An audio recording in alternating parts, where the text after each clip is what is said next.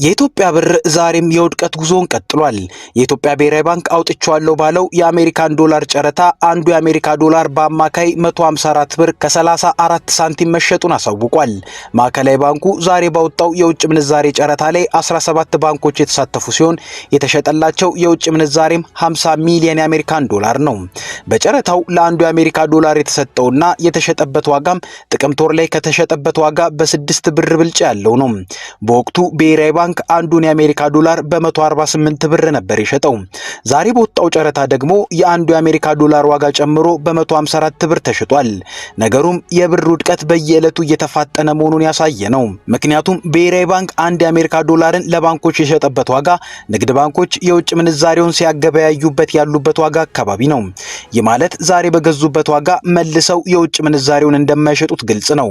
ስለዚህ በቅርቡ በባንኮች አንድ የአሜሪካ ዶላር የሚሸጥበትም የሚገዛበትም ዋጋ በቅርቡ ጭማሪን ያሳያል ማለት ነው። ይህም ሄዶ የዜጎች ኑሮ ላይ ከፍተኛ ተጽዕኖን ማሳረፉ አይቀርም፣ እያሳረፈም ይገኛል። ጤና ይስጥልን፣ ኢትዮ ፍሮንቶች ነን።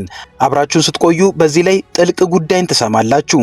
እስከዛውም ቻናላችንን ሰብስክራይብ፣ ላይክ እና ሼር እያደረጋችሁ አብራችሁን ቆዩም። በጠቅላይ ሚኒስትር አብይ አህመድ የሚመራው የብልጽግና መንግስት ሀገሪቱ ባለችበት ሁኔታ ላይ ልትቋቋመው የማትችለውን የብር የውጭ ምንዛሬ ተመንን በነጻ ገበያ መወሰን ፖሊሲን በሐምሌ ወር 2016 ዓ.ም ተገበረ። አሁን የማይወጣውንና ማቆም የሌለውን የብር የውድቀት ሩጫን አፋጥኖታል። የብር የውጭ ምንዛሬ ተመን በነጻ ገበያ ይወሰናል ብሎ የኢትዮጵያ ብሔራዊ ባንክ ባወጀ የዕለት በባንኮች 58 ብር ይሸጥ የነበረ አንድ የአሜሪካ ዶላር በአንድ ቀን 76 ብር ገባ። ዛሬ ላይ አንዱ የአሜሪካ ዶላር ተምዘግዝጎ በመንግስታዊው የኢትዮጵያ ንግድ ባንክ ከ163 ብር በላይ ይሸጣል። በእነዚህ 16 ወራት ውስጥ የኢትዮጵያ ብር ዋጋ በዚህ ደረጃ ሲፈጠፈጥ የዜጎች ኑሮ በእጅጉ አደጋ ውስጥ ገብቷል። ምግብ የሚያበስሉበት ዘይት ቀድሞ የነበረውን የዋጋ ንረት ጨምሮ አሁን 2000 ብር ገብቷል።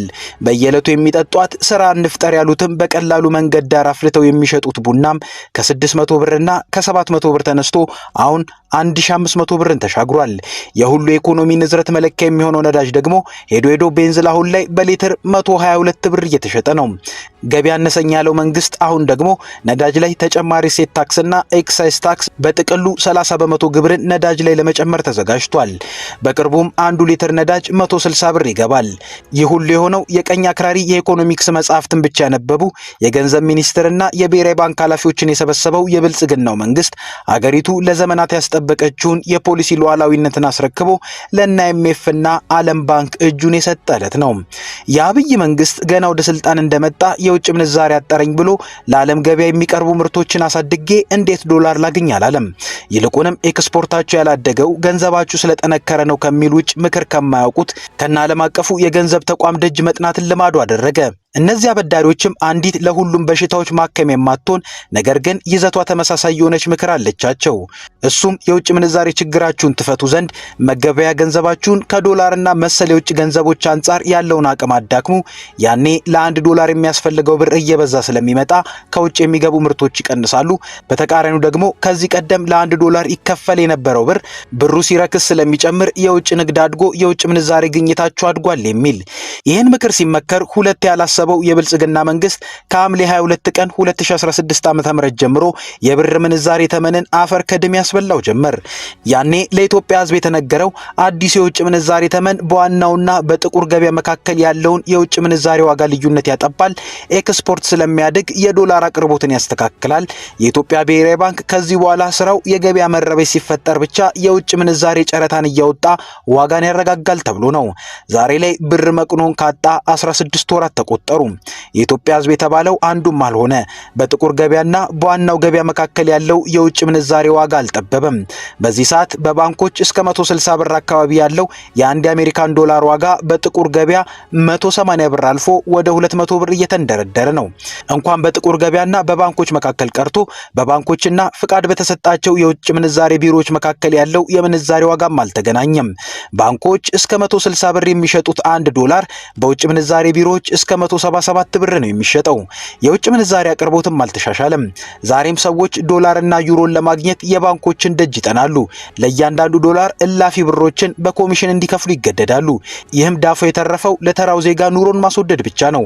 አንድ ዘይትና መድኃኒት አስመጪ ለሚያስመጣበት ዶላር ተጨማሪ ብር በተጠየቀ ቁጥር ይህንን ወጪውን የሚያካክሰው ያመጣው ምርት ላይ በዜጎች ላይ ዋጋን በመጨመር ብቻ ነው። ሚራክላዊ ወይም ታምራዊ እድገት የተባለው የዘመነ ብልጽግና ኢኮኖሚ አሁንም የጥቁር ገበያ ከሚመራው የውጭ ምንዛሬ ገበያ አልወጣም። ማሳያ ስንጠቅስም ብሔራዊ ባንክ የውጭ ምንዛሬን ለማጫረት እየሄደ ያለውን መንገድ እናገኛለን። በኢዮብ ተካልኝ ገዥነት የሚመራው ብሔራዊ ባንክ እስከ መጋቢት ወር ማጠናቀቂያ 520 ሚሊዮን የአሜሪካ ዶላር ለጨረታ አውጣለሁ ብሏል። ከዚህ ውስጥ 50 ሚሊዮን ዶላሩን ዛሬ ጨረታ አውጥቶ ከወር በፊት 1 ዶላር ከሸጠበት በ6 ብር በበለጠ ዋጋ ሽጧል።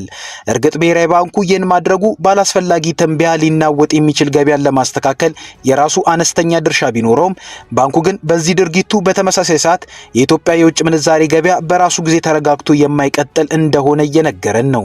ነፃ ይሆናል የተባለው የውጭ ምንዛሬ ገበያም ነፃ አይደለም ብሎናል ብሔራዊ ባንኩም። የብር የውጭ ምንዛሬ በነፃ ገበያ ይመራል ከተባለ ብሔራዊ ባንክ ገበያ ውስጥ ሕግን ከማስከበር ውጪ ምንም የሚያገባው ነገር የለም ማለት ነው። ያለፉት 16 ወራት የሚነግሩን ግን የምንዛሬ ገበያው ነፃ ሆኖ ራሱን መምራት እንዳልቻለና የጥቁር ገበያው የባንኮችን ሚና ነጥቆ ገበያውን እየመራ እንደሆነና ብሔራዊ ባንክም አልፎ አልፎ ጣልቃ ገባለሁ ብሎ የነበረውን ቃሉን አጥፎ መደበኛ የገበያ ተሳታፊ መሆኑን ነው። የብር የውጭ ምንዛሬ ተመን በገበያው ይወሰን በተባለባቸው ያለፉት 16 ወራት ውስጥ ብሔራዊ ባንክ የዛሬን ጨምሮ 12 ጊዜ የውጭ ምንዛሬ ጨረታን አውጥቷል። የመጀመሪያውን ጨረታ ሳያካትት ማዕከላዊ ባንኩ በ11ዱ የውጭ ምንዛሬ ጨረታዎች 915 ሚሊዮን የአሜሪካ ዶላርን ለባንኮች ጨረታ ሽጧል። ነሐሴ 2016 ዓ.ም የወጣው የመጀመሪያው የውጭ ምንዛሬ ጨረታ ሲካተት ማዕከላዊ ባንኩ በጨረታ የሸጠውን ዶላር 1 ቢሊዮን ዶላር ያደርገዋል። ታዲያ በ16 ወራት ውስጥ 12 ጊዜ የውጭ ምንዛሬ ጨረታ በብሔራዊ ባንክ በኩል ከወጣ ማዕከላዊ ባንኩ ሚናው አልፎ አልፎ ገበያን የማረጋጋት ሳይሆን ገበያው በራሱ መቆም አቅቶት በጥቁር ገበያው ስለተበለጠ ብሔራዊ ባንክ ራሱ የፍልሚያው አካል ሆኖ መቀጠሉን ነው። ይህም ብቻ ሳይሆን ብሔራዊ ባንክ ሲያወጣቸው የነበሩ ጨረታዎች የምንዛሬ ገበያውን ሲያረጋጉ አይደለም የቆዩት። ይልቁንም 16 ወራቱን ሙሉ የኢትዮጵያን ብር ከጊዜ ወደ ጊዜ ዋጋ እያሳጡ አፈር ሲያስበሉት ነው የመጡት። ለዚህም ማሳያ አለን። ብሔራዊ ባንክ በነሐሴ ወር 2016 ዓ.ም የመጀመሪያውን የውጭ ምንዛሬ ጨረታ ሲያወጣ አንዱን የአሜሪካን ዶላር በ107 ብር ነው የሸጠው። የሚገርመው በወቅቱ በባንኮች የአንዱ ዶላር ዋጋ በ90ዎቹ ብር አካባቢ ነበር የሚሸጠው። ከዛ በቀጣዮቹ የጨረታዎች ሂደት ውስጥ ብዙውን ጊዜ 1 ዶላር ከ130 እስከ 140 ብር ውስጥ ነበር በጨረታ ሲሸጥ የቆየው። በእነዚህ ሁሉ ጊዜያት ግን ማዕከላዊ ባንኩ የዶላርን ዋጋ እያረጋጋና ወደ ነበረበት እየመለሰው አልነበረም። ይልቁንም ወደ ጥቁር ገበያ ዋጋ ነው እየገፋው የነበረው። በጥቅምት ወር ላይ ያወጣውን ጨረታ እንኳን ብናይ በወቅቱ 150 ሚሊዮን ዶላር ነበር ለባንኮች በጨረታ የቀረበው። እያንዳንዱን ዶላርም በ148 ብር ነው የሸጠው። ዛሬ ደግሞ 154 ብር አንዱን ዶላር ሽጧል። እንግዲህ ብሔራዊ ባንክ በ12ቱም የውጭ ምንዛሬ ጨረታዎች አንዱን ዶላር ከ107 ብር ወደ 154 ብር እንዲያሻቅብ እያደረገ ብርን ይበልጥ ዋጋ እያሳጣ እንጂ እያረጋጋ አልመጣም። አሁን ደግሞ የዛሬን ጨምሮ እስከ መጋቢት ወር መጨረሻ 520 ሚሊዮን ዶላርን ጨረታ አውጣለሁ ብሏል። በስከዛሬው አመጣጥ ካየነው ብሔራዊ ባንኩ 520 ሚሊዮን ዶላሩን ሽጦ ሲጨርስ አንድ የአሜሪካ ዶላር በባንኮች 200 ብር ላለመግባቱ ምንም ዋስትና የለም። ያኔ ደግሞ ጥቁር ገበያው ከ250 እስከ 300 ብር ሊሆንም ይችላል። ይህንንም የዋህ ግምት ገምተን ነው። ባንኩ እስከ መጋቢት ወር መጨረሻ በጨረታ የሚያወጣውን ዶላር ይፋ ማድረጉም አማራጭ ማጣቱን የሚያሳይ ነው። ብዙ ፎክረው ኢኮኖሚው መቀመቅ ውስጥ ጨምረው በመጨረሻም እጅ የሰጡት ማሞ ምረቱ የምንዛሬ ጨረታውን እንደሚያወጡ ይናገሩ ነበር እንጂ እንዲተማምነው እስከዚህ ወር ይህን ያክል አውጣለሁ አይሉም ነበር። ኢዮብ ተካልኝ ግን ፍልሚያው በረታባቸውና እስከ መጋቢት ወር ለጨረታ የሚያወጡትን የዶላር መጠን ገልጸዋል። እዚህ ጋር ግን ሌላም የውድቀት ታሪክ ይመዘዛል። ያኔ ብልጽግና ብርን መፈጥፈጥ ሲያምረው ብር ሲረክስ የውጭ ምንዛሬ ገቢያችን ያድጋል ብሎ በተደጋጋሚ ተናግሮ ነበር። ያለፈው ዓመት ሲጠናቀቅም ሀገሪቱ አይታው የማታውቀው 8.3 ቢሊዮን የአሜሪካ ዶላርን ከውጪ ንግድ አግኝታለች ተብሏል። ታዲያ ይህን ያክል መጠን ያለው የውጭ ምንዛሬ እንዴት የምንዛሬ አቅርቦቱን በመጠኑም ቢሆን አላሻሻለውም? እንዴትስ የጥቁር ገበያውን መሪነት አላቀዛቀዘውም የሚል ጥያቄ ይነሳል። እዚህ ጋር ከውጪ ንግድ ተገኘ የተባለውን የምንዛሬ መጠን ማመን ያዳግታል። ካልሆነም ደግሞ ተገኘ የተባለው የውጭ ምንዛሬ ወይ ለሀገር ውስጥ ጦርነት ውሏል፣ ካልሆነም ማቆሚያ ያላጣው የጠቅላይ ሚኒስትሩ የቅንጦት ፕሮጀክት ውሏል። እዚህ ጋር ግን አንድ ነገር መረዳት እንችላለን። የኢትዮጵያ ኢኮኖሚ መጀመሪያም ብርን በነፃ ገበያ ለመመንዘር ዝግጁ አልነበረም። ብርን በነፃ ገበያ መመንዘርም በራሱ ብቻውን ለውጭ ገበያ የሚቀርቡ ምርቶችን በአይነትም በመጠንም ማሳደግ አይችልም። አሁንም አደገ የተባለው ኤክስፖርት ድሮ የሚሸጠው ቡናና ወርቅ ተሽጦ ሊገኝ የሚችለው የመጨረሻ ገቢ ተገኝቶ እንጂ ሌላ ተአምር ተፈጥሮ አይደለም። ሌሎች ሀገራት ገንዘባቸውን የሚያዳክሙት ፋብሪካዎቻቸው የዓለምን ገበያ መቆጣጠር የሚችሉ ምርቶችን እንደሚያመርቱ ስላረጋገጡና ከውጭ የሚገባ ምርት እንደማይፎካከራቸው ስለሚያውቁ ነው። የብልጽግና መንግስት ብርን ያዳከመው ቡና ሽጦ መኪናን በሚያስገባ ኢኮኖሚ ላይ ነው። ሰሊጥን ሽጦ ዘይትን በሚያመጣ ኢኮኖሚም ላይ ነው። ለዚህም ነው መሰረታዊ የሆነው መመገቢያ ዘይት ዛሬ ላይ ዋጋው አልቀመስ እያለ ያለው። እነ ነዳጅን የመሰሉ ምርቶች ገና ሲወደዱ ደግሞ የኢትዮጵያ ሕዝብ መከራ ይበልጡን ይጨምራል። የሚገርመው ግን ብሔራዊ ባንኩ በየጊዜው ለገበያ ማረጋጊያ የሚያወጣው የዶላር ጨረታም ዶላሩ ከነ IMF በብድር የተገኘ ነው። ስለዚህ ነገ የኢትዮጵያ ሕዝብ በግብር የሚከፍለው ይሆናል ወይንም የሀገሪቱ ወርቅ ተሽጦ ነው። ዛሬ የኢትዮጵያ ኢኮኖሚ አዘቅት ለዜጎቿ የእግር እሳት ሲሆን አንድ የኢኮኖሚ ምሁር ትዝ ይሉናል።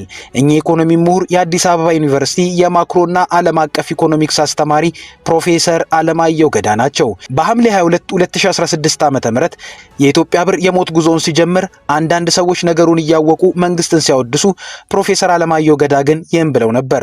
እኔ በአዲሱ ፖሊሲ ትግበራ በጣም አዝኛለሁ። በተለያዩ የማህበራዊ ሚዲያዎች እንዲሁም የሚዲያ አውታሮች የዚህን ፖሊሲ አደገኝነት ሳብራራን የከረምኩት።